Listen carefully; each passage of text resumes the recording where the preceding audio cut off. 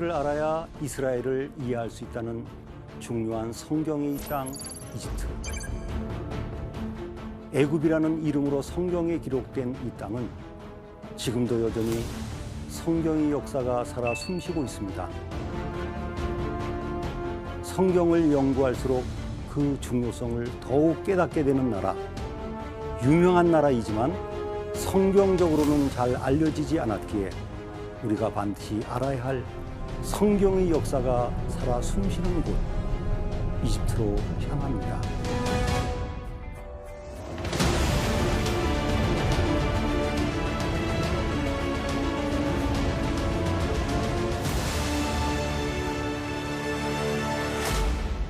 아프리카 대륙 북동부에 위치한 피라미드의 나라로 알려진 이집트.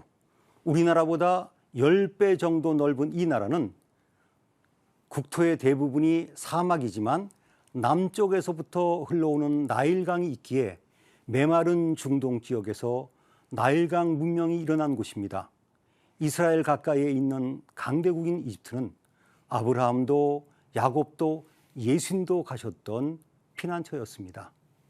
나일강 하류인 곳에는 한 가족이 한 민족을 이루게 했던 풍요로운 곳이었습니다.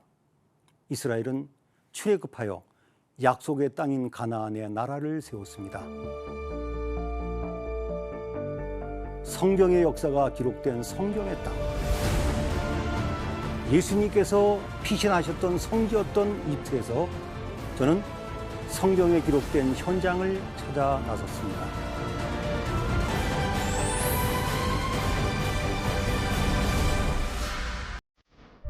이집트의 땅을 믹돌에서부터 수에네라고 부릅니다. 이집트의 북쪽 지역은 믹돌이며 남쪽에는 수에네라고 합니다. 이것은 이스라엘을 단에서부터 부엘셰바라고 부르는 것과 비슷합니다. 여러분은 이집트 그러면 제일 먼저 생각나는 것이 어디입니까? 피라미드입니까? 나일강입니까? 대부분 피라미드라고 생각합니다. 피라미드에서 가장 유명한 곳이 바로 기자라고 하는 곳에 있는 피라미드입니다. 이곳에는 제4왕조에 만든 그 유명한 피라미드들이 있는 지역입니다. 그래서 이집트 그러면 연상되는 곳이 바로 이 기자 지역에 있는 피라미드입니다. 많은 분들이 기자의 피라미드를 보고 나서 시간 여유가 있으면 남쪽으로 약 24km를 더 내려가셔야 합니다. 그곳은 사카라라고 하는 곳이 있는데 3왕조 때 최초의 피라미드인 조세르 왕의 피라미드가 있습니다. 이것이 최초의 피라미드가 있는 것입니다. 예수님의 피난교회가 있는 올드 카이로로 갑니다. 사실 이 올드 카이로에서 제일 중요한 것은 세르지우스라고 하는 순교자를 기념한 아부사르가 교회입니다. 이 교회는 아기 예수께서 피난 오셨을 때 계셨던 동굴 위에 세워진 교회이기 때문에 이 지역에서 제일 중요한 성지순례 장소가 되었습니다. 전 세계에서 온 많은 사람들이 예수님께서 피난 오셔서 계셨던 동굴을 보기 위해서 모여들고 있습니다. 이 올드 카이로에서 예수님께서 피난하셨던 아부사르가 교회를 중심으로 보시지만 또 한 가지 중요한 곳이 있습니다. 바로 바벨론입니다. 여기는 올드 카이로입니다. 바로 뒤에 보이는 저 요새가 있는 지역을 바벨론이라고 이곳에선 부르고 있습니다. 느부갓네살의 군대가 주둔했던 곳으로도 알려져 있습니다. 올드 카이로 지역인 이곳에 바벨론이라고 하는 곳 바로 옆에 공중교회, 무알라카 교회라고 하는 교회가 있습니다. 4세기 때 시작된 교회인데 파괴되고 다시 지어서 오늘까지 이르는 교회입니다. 이집트에 특별한 유적이 있는데 가져갈 수 있습니다. 돌 하나로 되어 있습니다. 이집트에서 피라미드와 함께 유명한 것은 오벨리스크입니다. 요셉의 장인이었던 보디베라가 제사장으로 있었던 온으로 추정되는 곳입니다. 이곳에 있는 오벨리스크는 세누스레트라고 하는 12왕조의 바로 때 세운 것입니다. 지리적으로는 이 지역부터 나일강 삼각주가 시작되는 곳이기도 합니다. 성경시대에 온이 있었던 이 헤리오폴리스에는 예수님과 관계된 특별한 유적이 있습니다. 예수님께서 피난 오셔서 머물렀다고 하는 전승이 있는 마리아 나무라고 하는 나무와 샘이 있는 곳이 있습니다. 여기는 예수님께서 피난 오셨을 때 무화과 나무 아래 계셨다 그래서 이 나무를 마리아 나무라고 이야기하고 있습니다. 이곳에는 예수님께서 애굽으로 피난 왔을 때 있었다고 하는 전승이 있는 곳입니다. 그런데 카이로에 있는 나일강에서 제일 중요한 장소가 어디일까요? 바로 마리아 교회입니다.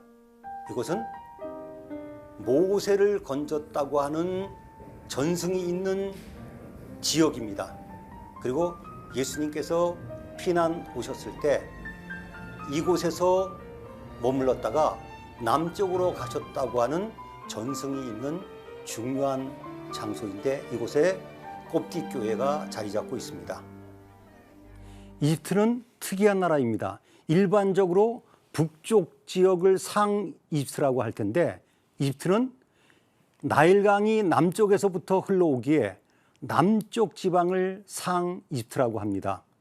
이집트 남쪽에서는 수단이라는 나라가 있습니다. 국경 가까이에는 가장 유명한 바로였던 람세스 2세의 신전의 아부신벨이 있습니다. 사막 지역인 남쪽에서 사막의 신기루를 보기도 했습니다. 성경시대의 수에네였던 아스완에 건설된 그 아스완댐은 나일강의 홍수를 통제할 수 있게 되어 이집트의 땅을 변하게 했습니다. 상이집트의 중심인 테베라고 부르던 룩소는 성경시대의 노아몬이었습니다. 나일강변에 있는 이 도시는 11왕조, 18왕조부터 20왕조까지의 수도가 되었고 이곳에 있는 신전과 무덤과 장제전은 세계적인 관광지가 되었습니다. 이집트에서 가장 남쪽에 있는 나일강은 아부신벨이라고 하는 람세스 2세의 신전이 있는 곳에서부터 시작됩니다. 이는 이집트에 있는 아부신벨입니다. 람세스 2세 신전입니다. 신전 안에 제일 깊은 곳에 있는 성소에 와 있습니다. 이곳은 원래 수몰될 수밖에 없었는데 60m를 끌어올린 유적입니다.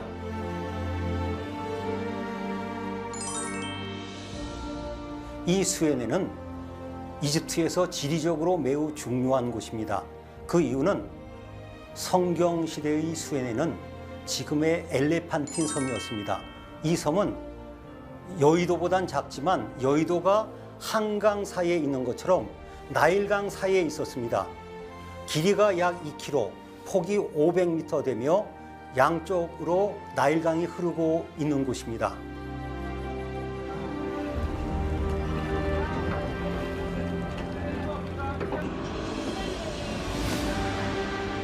이곳에는 1906년에 특별한 관심을 끄는 고고학 자료가 발견되었습니다. 유대인들이 이곳에서 신전을 지었다고 하는 것입니다. 성경에 수에네라고 2번 기록된 곳입니다. 지금은 이곳이 아스완이라고 하는 도시가 있습니다. 고대 도시는 바로 이 섬에 있었습니다. 이곳에는 나일강의 수위를 기록하고 확인하던 나일로미터라고 하는 그 유적이 20세기 초까지 사용되어 나일강의 수량을 기록하는 중요한 유적으로 남아 있습니다. 이 수에네는 아스완 댐으로 유명합니다. 1902년에 영국인들이 댐을 만들었습니다. 작은 댐이었습니다. 그리고 1971년 아스완 하이댐이 완성되므로 나일강의 물줄기가 완전히 통제되어 이집트는 이 아스완 댐으로 인해서 급격한 변화를 가지게 되었습니다. 이 나일강은 특별한 강입니다.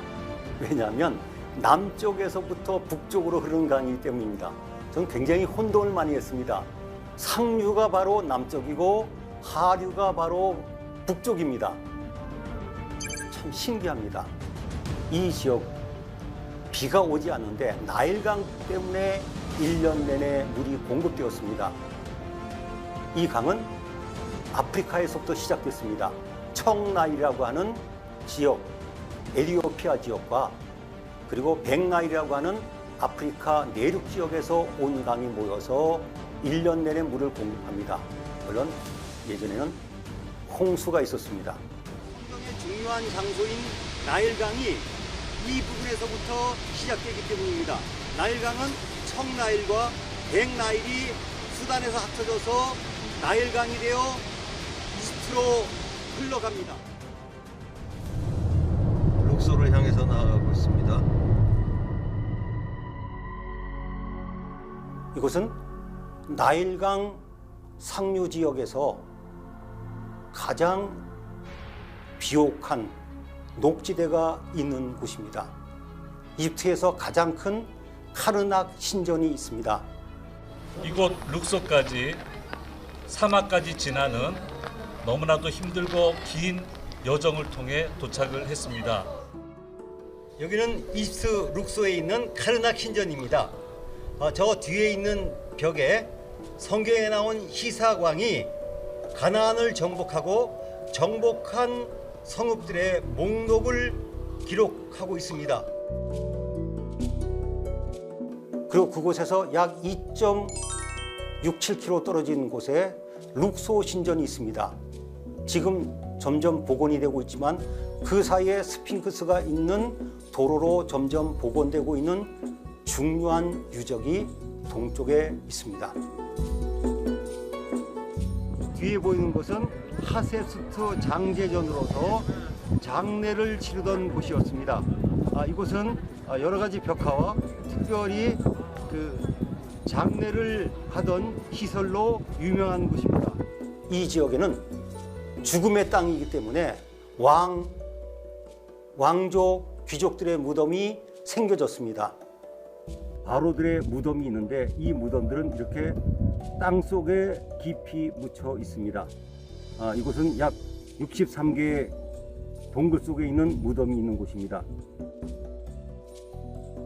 저는 이 왕들의 계곡에서 메르네타 무덤까지 들어가 볼 수 있었습니다.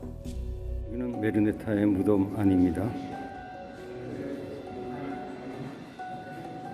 이 지역에서 중요한 유적은 성경과 연결된 것이라고 생각합니다. 메르네타 장제전은 그곳에서 이스라엘이라고 하는 이름이 최초로 발견된 비석이 발견되기 때문에 중요합니다. 베니 하산으로 가는 길입니다. 카이로 남쪽의 지역에는 베니 하산이라고 하는 유적지가 있습니다. 1824년에 윌커슨이라고 하는 영국 사람이 이 지역에 있는 39개의 무덤을 발견했습니다. 이 무덤 중에서 한 무덤은 주전 1900년 전에 만들었던 이 지역의 영주의 무덤이었습니다. 그 중에 특이한 모습, 분명히 이집트 사람이 아닌 모습이 그려져 있습니다. 아비샤라고 하는 힉소스 사람으로 여겨지는데 37명의 복장도 다르고 턱수염도 기르고 있는 가나안 쪽에서 온 사람들의 모습이 생생하게 기록되어 있기 때문에 아브라함과 연결돼서 그 당시 사람들의 모습을 알 수 있는 중요한 그림이 이 베니하산에 남아 있습니다. 여기는 이집트에 있는 베니하산입니다. 이곳에는 39개의 앙굴 무덤이 있습니다. 이곳에는 벽화들이 많지만 특별히 아시아인의 벽화가 있어서 우리에게 큰 의미를 주고 있습니다. 이제 요셉의 발자취를 따라가 봅니다. 유일하게 요셉의 발자취가 남아있는 곳이 있습니다. 여기는 파을이라고 하는 도시입니다. 성경에 나온 요셉과 관계된 유일한 지명이 살아있는 바흐르 유셉, 요셉 하천이라고 하는 곳을 향해서 가고 있는데, 바로 앞에 가는 경찰차들이 메이드 인 코리아 자동차로 우리를 검문소에서부터 계속 에스코트하고 있습니다. 그곳에는 바흐르 유셉, 요셉 하천이라고 하는 길이가 330km가 되는 또 하나의 하천이 있었습니다. 이 하천을 이 지역 사람들은 바흐르 유셉이라고 합니다. 이것이 현재는 확실하게 남아있는 요셉의 흔적입니다. 하 이집트는 지금의 카이로에서부터 지중해까지의 지역입니다. 카이로에서 중요한 고대 도시는 멤피스라고 부르는 노브로서 이집트의 최초의 수도였습니다. 이집트의 중심이 되는 도시였기 때문에 이 지역에는 피라미드들이 많이 있습니다. 카이로 지역에는 구약 성경의 온이라고 부르던 헬리오폴리스가 있으며 예수님의 피난 오신 유적이 있는 올드 카이로 지역이 있습니다. 고센 지역은 나일강 하류의 삼각주의 동쪽이었으며 나일강 삼각주 서쪽에는 알렉산더 대왕이 세운 알렉산드리아가 있습니다. 고센 지역에는 이스라엘 민족이 살았던 국고성이었던 람셋과 비돔이 있습니다. 저는 이 지역에 가면 피라미드는 잘 가지 않습니다. 왜냐하면 피라미드가 있는 사카라나 기자보다 더 중요한 곳이 있는 것을 알기 때문입니다. 바로 멤피스라고 부르는 곳인데, 이곳이 바로 성경시대의 노비입니다. 이곳은 멤피스라고 지금 이야기하지만 구약시대의 노비라고 하는 곳이었습니다. 이집트 최초의 수도였습니다. 그런 의미에서 이 부분에 있는 피라미드들은, 그 부분에 있는 묘지들은 이 노비라고 하는 도시의 공동묘지의 역할이라고 이해하시면 되겠습니다. 에스겔서 같은 데 보면 이곳의 멸망을 예언했습니다. 노브는 이집트에서 제일 중요한 도시입니다. 노브를 알고 이집트를 보아야 피라미드나 카이로나 그 부분에 있는 유적들을 제대로 알 수 있는 성경의 장소입니다. 알렉산드리아는 구약 성경에 나오지 않았지만 신약 성경에 4번 나온 성경 지명입니다. 왜 구약 성경에는 알렉산드리아가 없었을까요? 그 이유는 알렉산더 대왕이 조그마한 어촌이었던 이곳을 자신의 이름을 딴 도시로 만들었기 때문입니다. 이곳은 카이로에서 북서쪽으로 225km 정도 떨어진 곳에 있으며 이 지역부터 나일강 삼각주가 시작되고 있습니다. 이곳을 찾아가 보았습니다.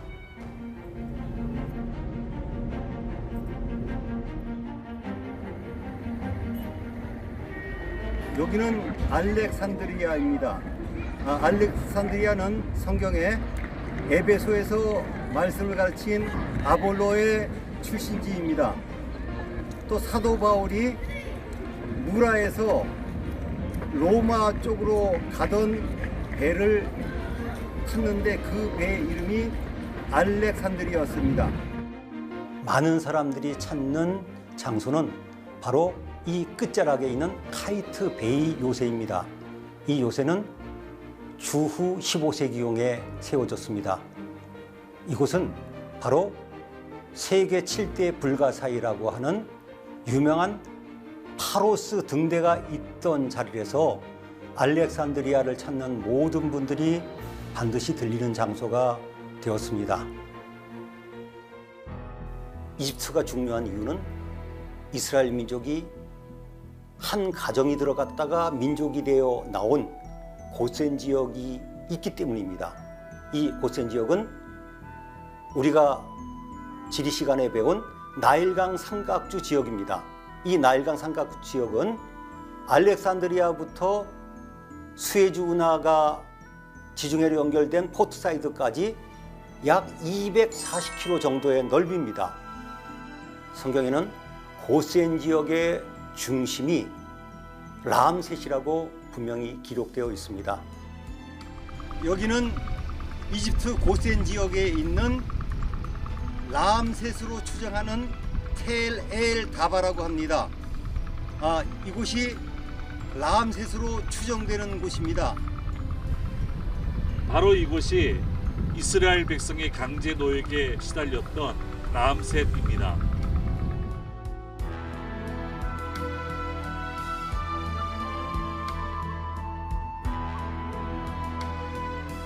제가 이 지역을 가보고 처음에는 의아했습니다. 어떻게 이런 곳이 람셋일까? 이곳은 남쪽에 텔 엘 다바라고 하는 유적이 있습니다. 이것은 힉소스가 다스릴 때 수도의 역할을 했습니다. 그리고 북쪽으로 2km 정도 올라가면 콴티르라고 하는 농촌 마을이 있습니다. 이 지역이 바로 람셋이었습니다. 이 람셋 부근에는 또 다른 국고성인 비돔이 있습니다. 여기는 고센 지역에 있는 텔 엘 라타바입니다. 가까이 있는 텔 마스쿠다와 함께 비돔의 추정지입니다. 이곳은 신왕국 시대부터의 유적이었고 그 다음 시대에도 유적이 있는 곳입니다. 또 이스라엘 민족이 람셋을 떠나서 이곳까지 숫꽃 지역까지 도착했다가 광야로 출애굽의 행진을 시작했던 중요한 지역입니다. 여기는 텔 마스쿠타라고 하는 유적지입니다.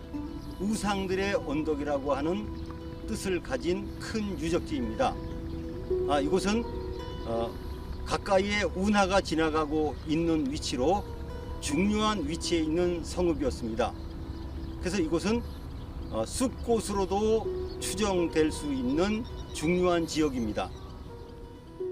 그리고 그 부근에는 성경의 예언에 기록된 비베셋과 그리고 헤브론보다 7년 전에 세워졌다고 하는 소안이라고 하는 곳이 있습니다. 처음 혼동이 됐던 것은 람셋에 있었던 많은 유적들이 이쪽으로 옮겨졌기 때문에 그것을 파악하기 전에는 오해를 받던 곳입니다. 이제 이 유적지는 타니스라고 하는 곳으로서 이제는 소안으로 알려져 있습니다. 저게 람세스 2세의 동상으로 보여요. 저 앞에 보이는 게. 예. 그리고 여기가 이제 엄청난 이렇게 유적들이 있어요. 이렇게. 예? 이렇게 보면. 그러니까 여기가 이제 이렇게 왕족들의 무덤으로 굉장히 유명한 곳이에요. 지금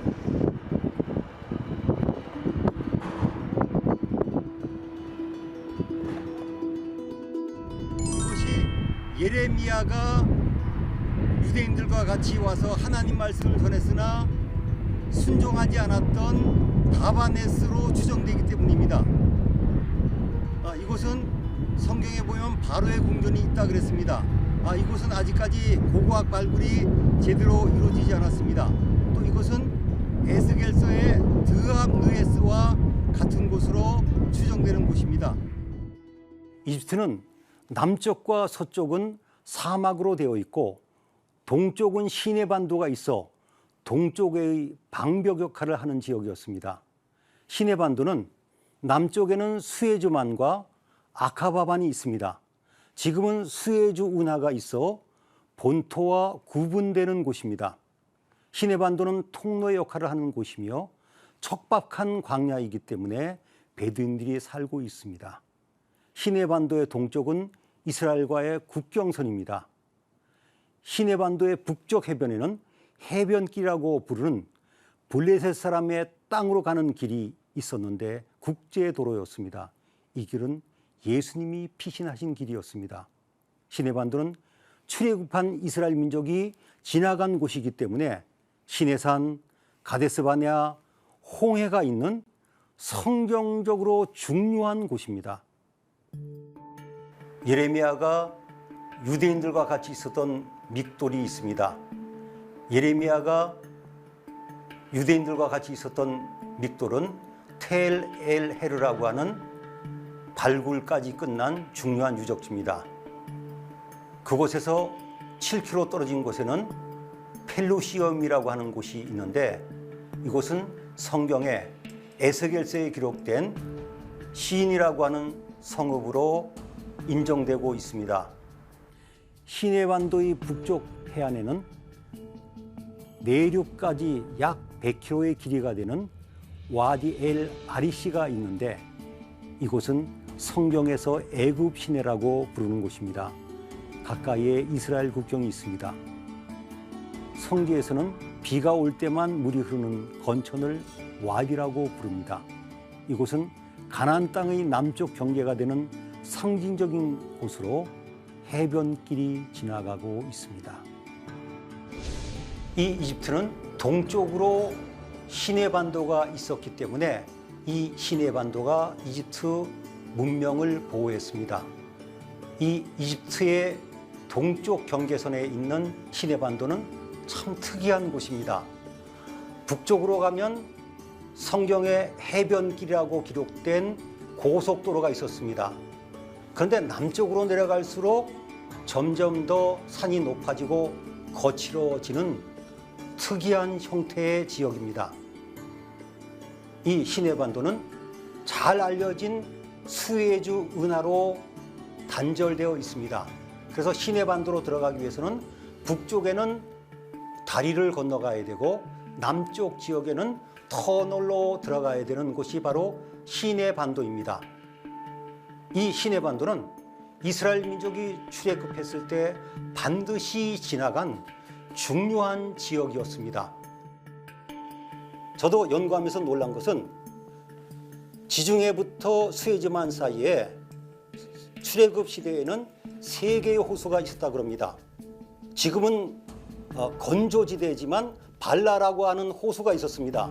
그리고 지금 남아있는 팀사 호수, 빅터 호수가 연결되어 있었고 학자들의 주장에 의하면 빅터 호수까지 팀사 호수까지 수에즈만의 홍해가 연결되었다고 하는 주장도 있습니다. 이런 관점에서 볼 때 성경 전체의 내용과 종합적으로 연결시켜 보면 이스라엘 민족이 건너간 홍해를 팀사 호수로 주장하는 분들도 있습니다. 이곳은 수에즈 운하입니다. 수에즈 운하에는 2개의 호수가 있는데 더 북쪽에 있는 조그만 호수가 바로 뒤에 있는 팀사 호수입니다. 홍해 추정지가 호수라는 말을 듣고 저는 냉소하면서 갔습니다. 호수를 넘는 것이 무슨 기적인가? 빅터 호수를 가보고 그 규모에 놀랐습니다. 여기는 수에즈 운하와 연결된 빅터 호수입니다. 호수가 커서 그레이트 빅터 호수라고도 이야기합니다. 이 호수는 폭이 15km, 길이가 40km가 되는 호수입니다. 이스라엘 민족이 건너간 홍해는 빅터 호수나 그 부근으로 보여지고 있습니다. 그렇게 볼 때 마라는 어디인가? 건너가자마자 그 지역을 수르 광야 또는 다른 이름인 에담 광야로 칩니다. 그리고 그곳에서 가장 가까운 곳에 샘이 있는데 이곳에서는 아윤 무사, 모세의 샘이라고 부르고 있습니다. 이것이 바로 마라로 인정하는 곳입니다. 여긴 아윤 무사입니다. 제일 안쪽에 있는 우물입니다. 이 아윤 무사라고 하는 모세의 샘이라고 하는 곳은 덮여져 있었는데 이 지역을 조사해서 이 지역에 있는 샘물들을 찾아 놓았고 일부분을 복원했습니다. 시내반도에는 모세와 관계된 물 이름이 2곳이 있습니다. 마라라고 부르는 이곳은 이스라엘 민족을 거느리고 모세가 들린 곳이라고 현지에서는 이야기하고 있습니다. 또 더 남쪽으로 내려가면 모세 온천이라고 하는 곳이 있는데 이것은 모세가 혼자 방황할 때 들린 곳이라고 현지 전승은 이야기하고 있습니다. 엘림은 이스라엘 민족이 홍해를 건넌 뒤에 처음으로 머물렀던 물 때문에 불평했던 마라 다음 유숙한 곳입니다. 마라의 물은 먹을 수 없었지만 엘림에는 먹을 수 있는 물, 샘물이 12개, 종려나무가 70주가 있었다고 이야기하고 있습니다. 전통적으로 엘림은 마라에서 74km 남쪽으로 떨어진 와디 가란델이라고 하는 곳입니다. 예전에는 이 와디의 서쪽에 도로가 지나가고 있었지만 최근에 동쪽으로 고속도로가 나 있기 때문에 그 사이를 지나가는 와디이기 때문에 앞으로 성지순례를 가시면 그 입구 쪽을 지나가면서 설명받을 수 있는 곳입니다.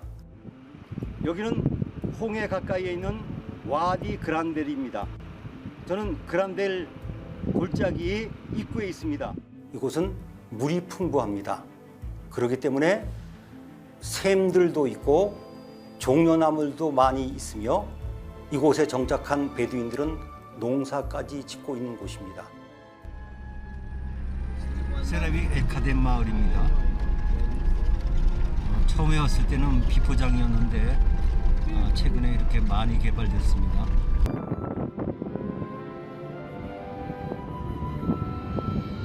이곳은 그를 위한 하토르 신전으로 잘 알려진 곳입니다.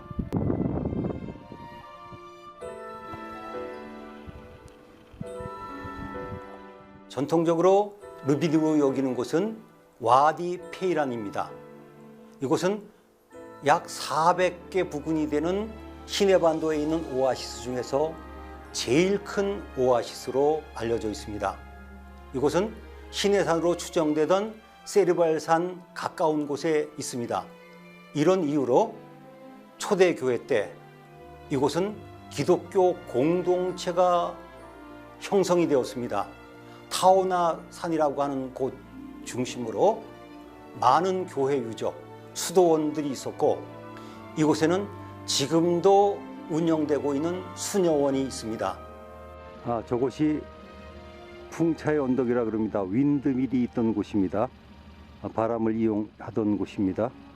제벨무사 앞에 있는 성 캐더린 수도원은 남자 수도원이고 이곳은 수녀원이 지금도 있습니다. 이곳은 초대교회 때 중요한 유적지이기도 합니다. 그러나 안타까운 것은 이곳에 갈 때마다 느끼는 것입니다. 이 부근에 지하수를 많이 개발해서 이 큰 오아시스에 있는 종려나무들이 거의 다 말라 죽고 있습니다. 그런데 이곳에 정말 특별한 돌이 있습니다. 이곳에 있는 베디인들은 이것을 모세의 돌이라고 이야기하는데 모세가 이 돌을 쳐서 물이 나왔다고 하는 전승이 있는 돌이 바로 이 르비딤이라고 이야기하는 와디 페이란에 있습니다. 시내산은 해발 2000m가 넘는 고산지대에 있습니다. 올라가는 길은 지금까지 일반 관광객들이 쓰는 두 개의 길이 있습니다. 첫 번째는 낙타길이라고 하는 곳이 있고 또 계단으로 올라가는 길이 있습니다. 그리고 그 옆에 있는 샤프샤프 계곡과 아르바인 계곡으로 올라가는 두 길이 합쳐져서 6가지의 길로 올라갑니다. 그러나 마지막에는 750계단으로 올라가야 하는 곳입니다. 지금 제벨무사와 캐더린 산이 보이고 있습니다. 왼쪽의 산이 제벨무사, 오른편 산이 캐서린 산입니다. 여기는 제벨무사입니다. 모세의 산이라고 이야기하지만 전통적으로 신의 산이라고 이야기하고 있는 곳입니다. 여기는 해발 2285m에 있습니다. 사도 바울이 갈라디아서 4장 25절에 아라비아에 있는 신의 산이라고 이야기했는데 이 아라비아는 지금의 사우디아라비아를 이야기하지 않습니다. 바울 당시에 아라비아라고 하면 지금 다메섹 남동쪽을 의미합니다. 그래서 지금 요르단의 그 페트라 지역을 아라비아라고 일컬었습니다. 그렇기 때문에 그 구절의 근거에서 사우디아라비아가 아라비아다라고 말하는 주장은 잘못된 주장입니다.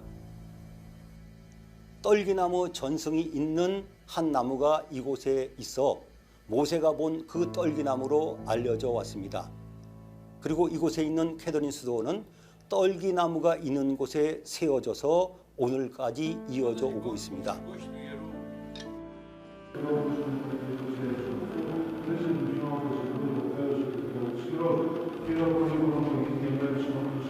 그리고 이곳에는 호렙산이라고 하는 한 봉우리가 있습니다. 또 이곳에는 와디 슈에이브라고 하는 이드로의 계곡이라고 부르는 계곡이 존재하고 있습니다.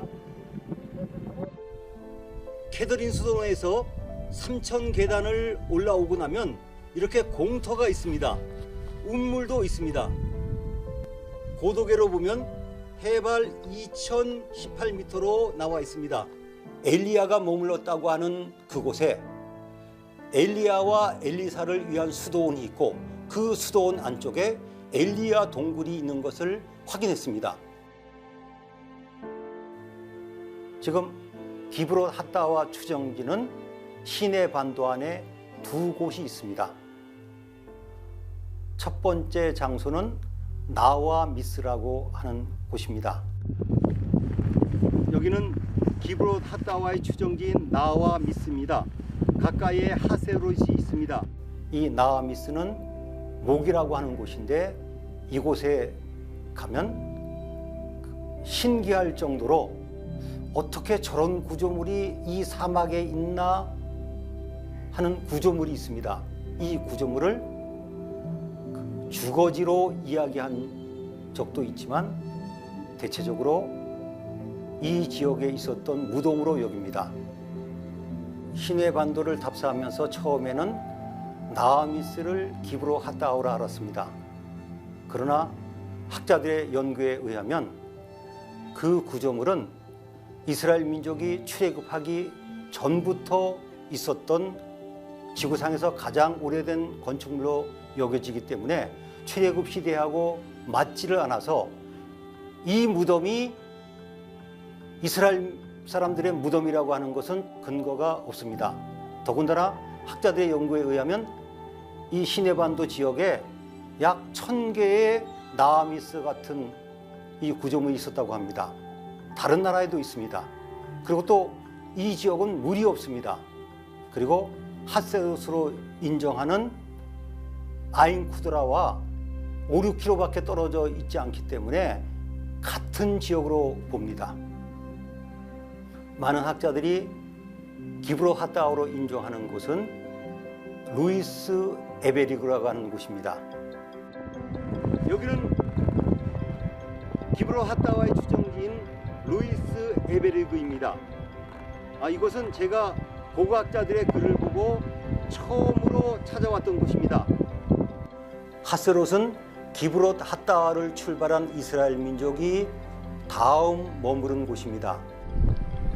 여기는 아인 호드라입니다. 아인은 땅에서부터 솟아오르는 물이라는 뜻이고 호드라는 녹색을 이야기합니다. 아인 후드라는 큰 길에서 보면은 가까운 곳이지만은 가파른 절벽으로 차단되어 있기 때문에 직접 가기 위해서는 먼 길을 돌아야 되는 곳에 있기 때문에 힘들게 갔습니다. 갔더니 이곳은 조그마한 샘 하나를 받아서 생활하고 있는데 지금 30-40명 정도의 베두인들이 이 오아시스에 정착하고 있는 아름다운 곳입니다. 가데스 바네아는 성경 역사에서 매우 중요한 성읍입니다. 이 지역에는 4개의 운물이 있습니다.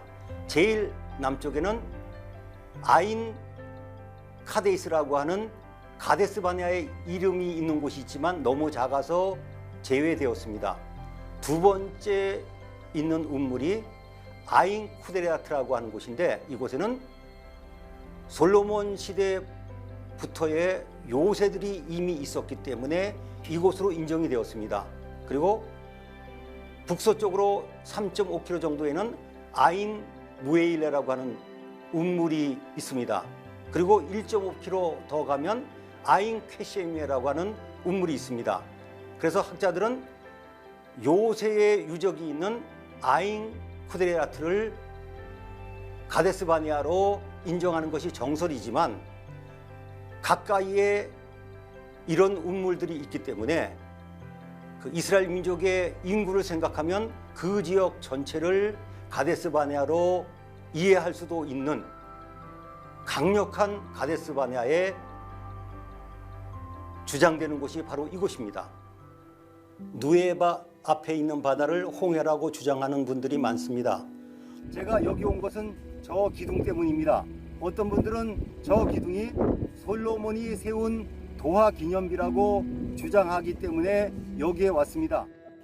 그곳이 이스라엘 민족이 건너간 홍해라고 하면 맞은편이 수르 광야인데, 전통적으로 수르 광야, 에담 광야, 시내 반도에 있다고 하는 것이 정설입니다. 이것을 뒤집을 만한 정확한 자료가 아직까지 있지 않기 때문에 이곳은 이스라엘 민족이 지나간 홍해라고 볼 수 없습니다. 여기는 이집트 시내반도에 있는 다합입니다. 황금이란 뜻을 가지고 있습니다. 이것이 중요한 이유는 신명기 1장 1절에서 모세가 하나님 말씀을 아라바 광야에서 선포할 때에 그 지역을 설명하는 지명 중에서 디사합과 추정되는 장소이기 때문입니다. 저는 굉장히 감개가 무량합니다. 예전에 사우디아라비아에서 마크나 마을에서 촬영을 하면서 저 건너편이 바로 다합이라고 하던 곳이 바로 이곳입니다. 에시온 게벨은 이스라엘 민족 출애굽 때 지나간 곳입니다. 아브로나를 떠나서 가데스 바네아 가기 전에 들렸던 곳입니다. 이곳은 솔로몬의 조선소가 있었던 곳이고 여호사밧 왕이 배를 지었으나 파선한 곳입니다. 추정지가 두 곳이 있습니다. 첫 번째는 요르단에 있는 텔 엘 켈레파입니다. 이곳은 에시온 게벨로도 추정되지만 엘롯으로 추정되는 것이 더 확실합니다. 다만 에시온 게벨이 이곳일 수도 있다는 겁니다. 제가 성지를 연구하면서 에시온 게벨로 강력하게 주장되는 곳은 바로 바로의 섬입니다. 이 바로의 섬은 이 성경의 조건에 맞아 있는 곳입니다. 이곳은 성지순례를 가신 분들은 아시겠지만 이스라엘 국경 타바 국경으로 가기 직전 5km 지점에 있습니다. 해변가에서 180m 떨어진 아름다운 섬입니다. 길이가 한 350m 되고 폭이 넓은 곳은 180m 되는 아름다운 섬입니다. 이곳에는 북쪽에 비잔틴 시대의 주거지가 있었고, 그 뒤에 십자군이 다시 지었고, 또 살라딘이 지었고, 18세기에 요새로 지어진 곳입니다. 이 아카바만 지역에는 요르단에 있는 텔 엘 켈레이파, 그리고 이곳 외에는 구약시대의 유적들이 발견되지 않았습니다. 4개의 나라의 국경선이 맞닿은 이곳에 있는 이 바로의 섬이 에시온 게벨로 확정할 수 있는 요소들을 갖추고 있습니다. 여기는 이집트와 이스라엘의 국경 가까이 있는 바로의 섬이라고 부르고 있는 곳입니다. 저는 이 지역을 가면 마음이 아픕니다. 2014년 2월 16일 한국 성지순례팀을 세운 버스가 테러범에게 공격을 받아 저는 개인적으로 가족같이 지내던 의사자로 선정된 재진수 지사님과 그 일행들이 불행을 당한 곳입니다. 성경의 역사가 일어났던 이집트는 성경의 땅이었습니다. 이집트는 믿음의 조상 아브라함이 피난처로 삼은 곳이었습니다. 야곱의 한 가족이 한 민족을 이룰 수 있는 하나님의 거대한 인큐베이터의 역할을 하는 풍요로운 곳인 것을 보았습니다. 요셉의 이름이 남아있는 곳을 보았습니다. 그러나 애굽은 풍부함을 포기하고 신앙의 자유를 위해 출애굽해야 하는 곳이었습니다. 출애굽의 여정에 따라 고센에서부터 시내반도의 거친 광야를 따라 나섰던 감격을 체험했습니다. 이스라엘 민족이 믿음으로 걷는 홍해를 보았습니다. 저는 성경의 땅 이트에서 성경이 정말 하나님의 말씀이고 성경의 사건이 실제적인 사건임을 온몸으로 느끼며 앞으로도 순례자의 발걸음을 멈추지 않을 것입니다. 이 프로그램은 CTS 방송가족의 사랑과 후원으로 제작되었습니다. 후원전화 02-6333-1003번, ARS 060-808-1004번으로 전화주세요.